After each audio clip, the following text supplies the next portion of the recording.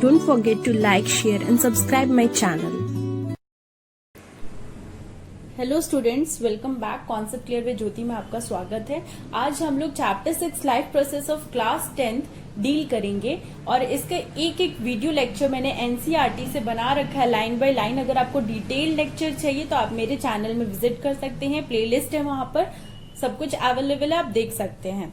आज हम लोग इसे स्लाइड शो से कंप्लीट करेंगे। कुछ कुछ बेसिक टर्म, इंपॉर्टेंट टर्म्स, क्या होता है life processes, what are the characteristic of life, क्या कुछ चीजें होती हैं या कैरेक्टरिस्टिक होती हैं जो कि लाइफ को डिफाइन करती है, जो कि लिविंग बीइंग्स को नॉन लिविंग ऑब्जेक्ट से डिफाइन करती है। देखिए, लिविंग बीइंग्स, मैंने बोला कि जो लिविंग है, जिसमें जान है, जो भी लिविंग है उसके लिए लिविंग बीइंग्स यूज किया जाता है, और जो नॉन लिविंग है उसके लिए नॉन लिविंग बीइंग्स नहीं but non living objects use किया जाता है, वो ऑब्जेक्ट्स होते हैं। ठीक है, so let's proceed. The 7 life processes, जो 7 मोस्ट इंपॉर्टेंट लाइफ प्रोसेसेस है वो है मूव, जिसे मूवमेंट कहते हैं हम लोग। सेकेंड इज रिप्रोड्यूस और रिप्रोडक्शन। थर्ड इज सेंसिटिव, ठीक है। चौथा है न्यूट्रिशन। पांचवा is excretion. Sixth is respiration and seventh is growth.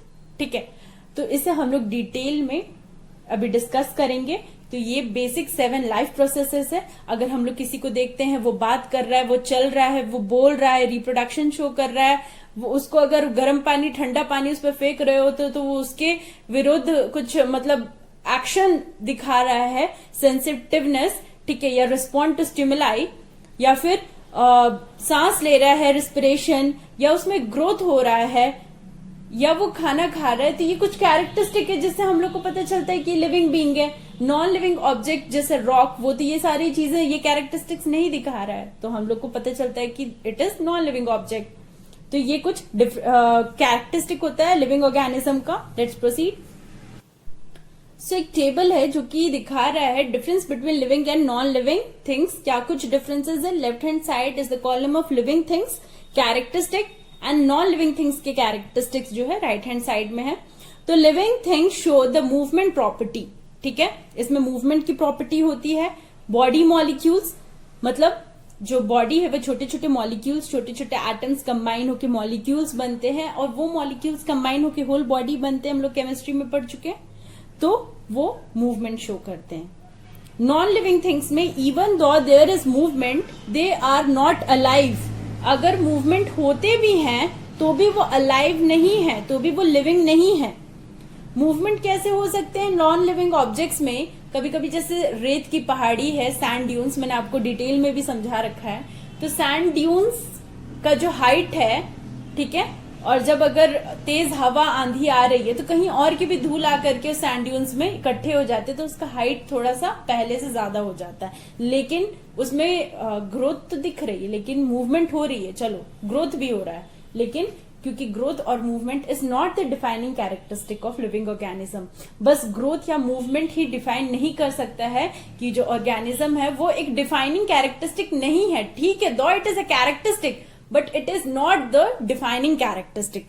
इसमें डिफरेंस आप समझिए, एक डिफाइनिंग कैरेक्टरिस्टिक क्या होता है और एक बस कैरेक्टरिस्टिक क्या होता है। ठीक है, न्यूट्रिशन, लिविंग थिंग्स में न्यूट्रिशन की प्रॉपर्टी होती है, वे इनटेक फूड, हम लोग खाना खाते हैं, इस प्रॉपर्टी को न्यूट्रिशन कहते हैं।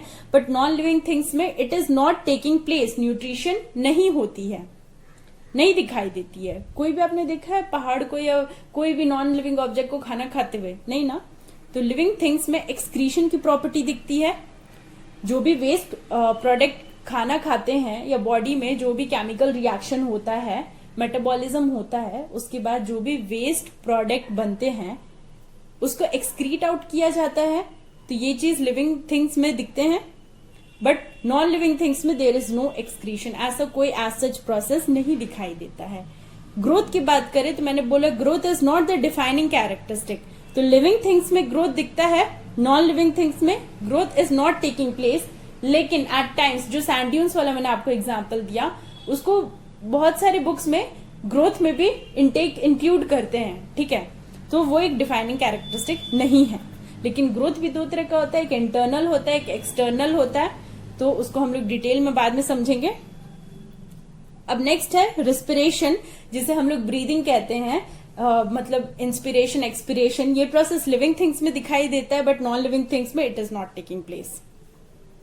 रिप्रोडक्शन, ये अगेन कोई डिफाइनिंग कैरेक्टरिस्टिक नहीं है।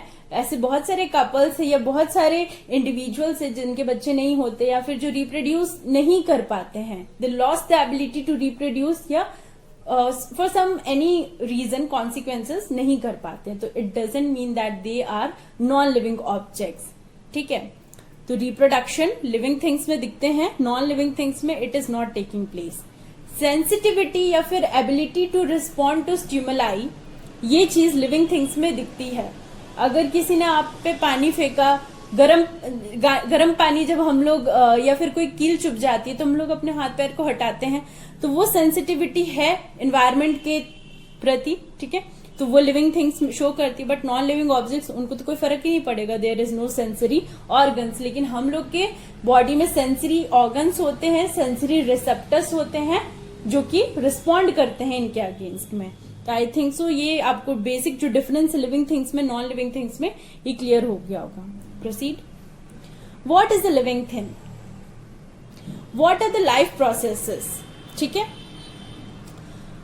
Nutrition, transportation, respiration, excretion, synthesis, growth, regulation, reproduction. तो ये कुछ लाइफ प्रोसेसेस हैं। ठीक है, लाइफ प्रोसेसेस के अंडर में आते हैं। इन्हें वन बाय वन करके हम लोग को सारे टॉपिक्स को कवर अप करना होगा डिटेल में। सो सबसे पहले होता है nutrition. Nutrition include the activities involve in ingestion. जो हम लोग खाना खाते हैं, इनटेक द फूड, तो जो भी एक्टिविटीज इसमें इंक्लूडेड है वो सारे न्यूट्रिशन के अंडर में आते हैं। Obtaining food from the environment and digestion क्या होता है? Processing food for use by organism. देखिए, न्यूट्रिशन होता है, इंजेशन मतलब होता है खाने को लेना बाहर से अंदर की तरफ। ठीक है, और डाइजेशन होता है कोई भी कॉम्प्लेक्स मॉलिक्यूल है उसको जब हम लोग खाना लेते हैं तो वो कॉम्प्लेक्स फॉर्म में होता है। ठीक है, और वो जब स्टमक में जाता है तो बहुत सारे मेटाबॉलिज्म और केमिकल रिएक्शंस उसके अगेंस्ट में होते हैं और वो कॉम्प्लेक्स फूड मॉलिक्यूल को सिंपलर फूड मॉलिक्यूल में कन्वर्ट किया जाता है। ठीक है, जिसे हम लोग कैटाबॉलिज्म रिएक्शन कहते हैं और इस प्रोसेस को डाइजेशन कहते हैं। It also include egestion, removal, और उससे जो भी मतलब वेस्ट प्रोडक्ट मिलता है उसको बॉडी से टाइम टू टाइम रिमूव भी करना जरूरी है, otherwise it can be lethal also. How organism grow? Living organism need to grow, they need energy for living and growth. Living organism कैसे ग्रो करते हैं? ग्रोथ बहुत जरूरी है लिविंग ऑर्गेनिज्म में, और ग्रोथ होगा और उनको ग्रो करने के लिए, इन ऑर्डर टू ग्रो, उनको एनर्जी की भी रिक्वायरमेंट होती है। ठीक है, this is accomplished by breaking down food to produce energy. और ये एनर्जी बॉडी में आएगा कैसे? तो बेटा, जो खाना आप लोग खाते हो वही बॉडी में जाएगा और वो टूटेगा जब उसका कॉम्प्लेक्स टू सिंपलर फॉर्म में जब वो ब्रेक डाउन करेगा तो उससे एनर्जी निकलेगी एटीपी के फॉर्म में। ठीक है, life on earth depends on obtaining energy by breaking down carbon based compound, carbohydrate, fats and protein. ये मेनली हम लोग कार्बोहाइड्रेट, फैट्स और प्रोटीन्स खाते हैं, तो ये जब टूटता है तो हम लोग को एनर्जी मिलता है। देखो, हम लोग फैट्स, कार्बोहाइड्रेट और प्रोटीन इंटेक करते हैं मेन। इसमें जब ऑक्सीडेशन रिडक्शन रिएक्शंस या रिडॉक्स रिएक्शन होता है, हम लोग को पता है ऑक्सीडेशन क्या होता है, एडिशन ऑफ ऑक्सीजन मॉलिक्यूल या फिर removal of hydrogen molecule is called oxidation, and reduction is the vice versa of oxidation, जिसे हम लोग इन शॉर्ट रिडॉक्स रिएक्शन भी कहते हैं। तो फैट्स, कार्बोहाइड्रेट्स और प्रोटीन जो हम लोग लेते हैं, खाने में कंज्यूम करते हैं, उसका जब ब्रेकडाउन होता है तो हम लोग को एनर्जी मिलती है। देखिए, नेक्स्ट स्लाइड में लिखा है, जब हम लोग बताए कि खाना हम लोग खाते हैं तो जो कॉम्प्लेक्स फूड मॉलिक्यूल है वो सिंपलर में जब ब्रेकडाउन होता है तो some amount of energy is release. वो एनर्जी बॉडी के वाइटल फंक्शंस को कैरी आउट करने में यूज होता है। उस एनर्जी से मॉलिक्यूलर मूवमेंट इनसाइड सेल्स में छोटे छोटे मॉलिक्यूल्स सेल्स बने हुए हैं, उसमें आपस में मूवमेंट होता रहता है, अंदर बाहर मूवमेंट शो होता है। तो वो मूवमेंट के लिए भी एनर्जी चाहिए और वो एनर्जी हम लोग के खाने से मिलता है। फिर उस एनर्जी का दूसरा यूज होता है maintaining living structures. Living structures ये बॉडी में सेल ऑर्गन ली है, उस सारे ऑर्गनलीज को भी एनर्जी की जरूरत होती है, तो वो भी हम लोग को वो एनर्जी यूटिलाइज होता है। फिर अगेन ये एनर्जी ग्रोथ में भी यूज होता है, growth of the body, and to run series of biochemical reactions inside cells. बहुत सारे सीरीज ऑफ बायोकेमिकल रिएक्शन होते हैं, अभी हम लोग पढ़ेंगे, जब स्टमक का पढ़ेंगे तो पेप्सिन जो होता है वो पेप्सिन में कन्वर्ट होता है, प्रोरेनिन रेनिन में कन्वर्ट होता है। तो बहुत सारे इनएक्टिवेटेड एंजाइम्स से उसे एक्टिवेट करना पड़ता है और तब कोई भी मेटाबॉलिक रिएक्शन कैरी आउट होता है। तो उसके लिए भी हम लोग को एनर्जी चाहिए, और ये सारी एनर्जीज कहाँ से आती है? जो कॉम्प्लेक्स फूड मॉलिक्यूल को सिंपलर फूड मॉलिक्यूल में जब कन्वर्ट करते हैं तो some amount of energy is utilized, some amount of energy निकलता है, उसी को यूटिलाइज करके मिलता है। Chemical reactions inside cells. अब क्या क्या केमिकल रिएक्शन होता है सेल्स के अंदर? Oxidation reduction reactions are most common inside cells to break down molecule of glucose और फैटी एसिड और amino acid molecule used by cells. तो हम लोग पता है कि रिडॉक्स रिएक्शन होता है, और ये बहुत ही कॉमन रिएक्शन है जो कि सेल्स के अंदर होता है। और ये रिएक्शन मतलब आइदर ऑक्सीडेशन रिडक्शन और रिडॉक्स रिएक्शन ब्रेक डाउन करता है ग्लूकोज मॉलिक्यूल को, या फिर फैटी एसिड मॉलिक्यूल को, या फिर एमिनो एसिड मॉलिक्यूल को, ठीक है, और वो एनर्जी हम लोग को मिलता है। मेनली ग्लूकोज मॉलिक्यूल का ब्रेकडाउन होता है और एनर्जी निकलता है। दीज रिएक्शंस यूज ऑक्सीजन, और ये सारे रिएक्शंस को कैरी आउट करने के लिए ऑक्सीजन का कंजप्शन होता है। और वो ऑक्सीजन कहाँ से आता है? जो रिस्पिरेशन इनहेलेशन हम लोग करते हैं उससे वो ऑक्सीजन मिलता है। तो living organism use oxygen to carry out oxidation reduction reactions, so they are called as cellular respiration. और चूंकि लिविंग ऑर्गेनिज्म ये ऑक्सीडेशन रिडक्शन रिएक्शंस को कैरी आउट करते हैं, इसलिए इसे सेल्यूलर रेस्पिरेशन कहा जाता है। How do organism obtain their nutrition? Single cellular organism. Single cellular organism कैसे न्यूट्रिशन, जिसमें एक ही सेल यूनिसेल्यूलर ऑर्गेनिज्म से फॉर एग्जांपल अमीबा, इसमें एक ही सेल से बने हुए हैं, तो ये कैसे न्यूट्रिशन ऑब्टेन करते हैं? These organism live with one cell. पहली बात तो इनके पास एक ही सेल होता है। They carry out all life processes within its single cell. एक ही सेल है जो कि सारे लाइफ प्रोसेसेस को कैरी आउट करता है, whether it be nutrition, respiration, reproduction, respiration या एक्सक्रीशन, कुछ भी हो, सारा जो भी एक्टिविटी है वो सारा एक ही सेल कैरी आउट करता है।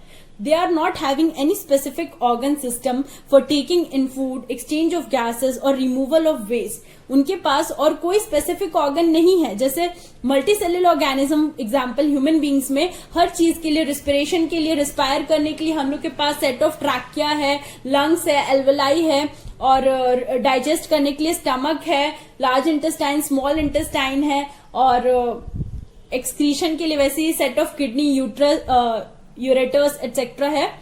तो ये सारी चीजें हैं, लेकिन सिंगल सेल ऑर्गेनिज्म के पास एक ही सेल है जो कि सारे फंक्शंस को कैरी आउट करते हैं। उनके पास कोई अलग अलग डिवीजन ऑफ लेबर नहीं होता है बॉडी में।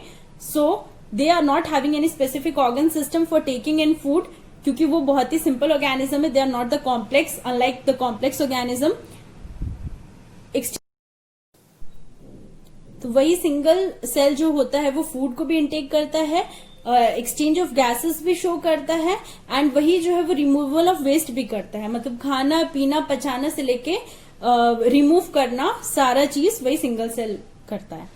Entire surface of the organism is in contact with the environment, क्योंकि एक ही सेल है तो जो पूरा का पूरा सरफेस है वो एनवायरमेंट के टच में होता है। Single cellular organism carry out simple diffusion process to meet some of the life processes. और इसमें जो रिस्पिरेशन होता है या फिर ये जो भी गैसेस एक्सचेंज का काम करते हैं, ये डिफ्यूजन के प्रोसेस से करते हैं, और डिफ्यूजन बहुत ही स्लो प्रोसेस होता है। Don't forget to like, share and subscribe my channel.